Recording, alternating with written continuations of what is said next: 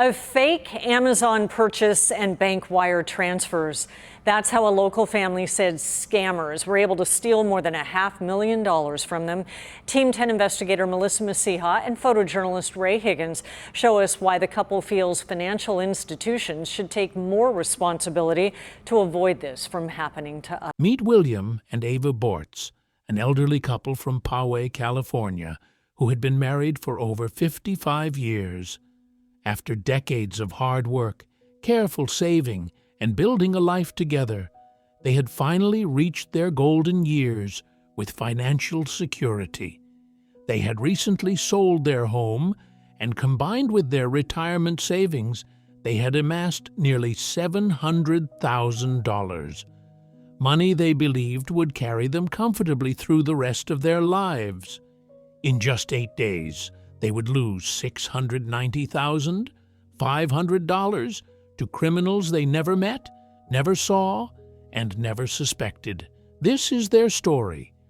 William and Ave were not reckless people. They were cautious, thoughtful, and had spent their entire lives working toward financial stability. William had built a career that required intelligence and attention to detail. Ave had been a devoted wife and partner through every challenge life threw their way. Together, they raised a family, invested wisely, and planned carefully for retirement. They were not strangers to technology. Their daughter lived hours away in San Diego, and William was accustomed to having his computer remotely accessed by his son-in-law for technical support. This was a normal part of their lives. Remote access was not something that raised alarm bells. They trusted systems, they trusted institutions, and they believed that people, for the most part, told the truth. They were, in every sense, ordinary people living an ordinary life. But their lives were about to be shattered in a way they never imagined possible.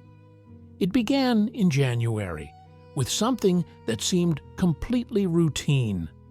An email arrived in their inbox that appeared to be from Amazon. The message was alarming.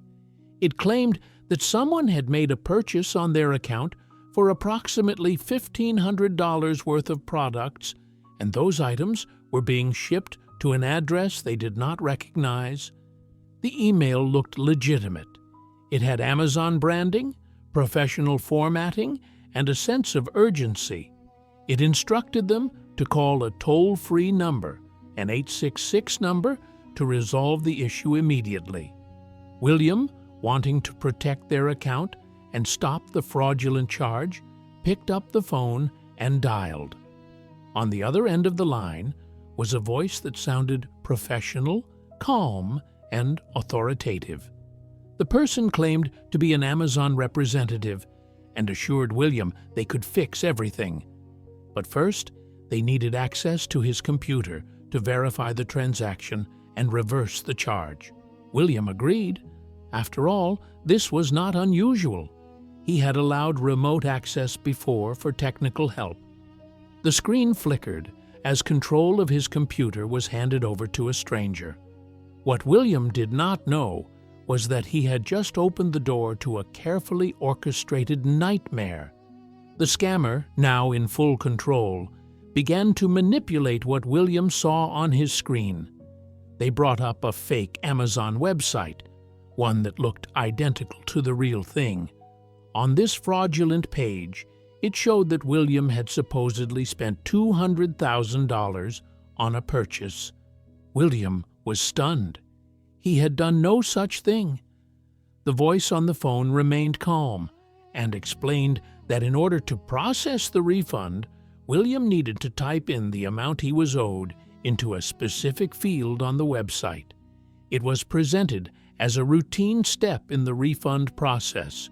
William, trusting the voice and the official-looking website, complied. But the moment he entered that number,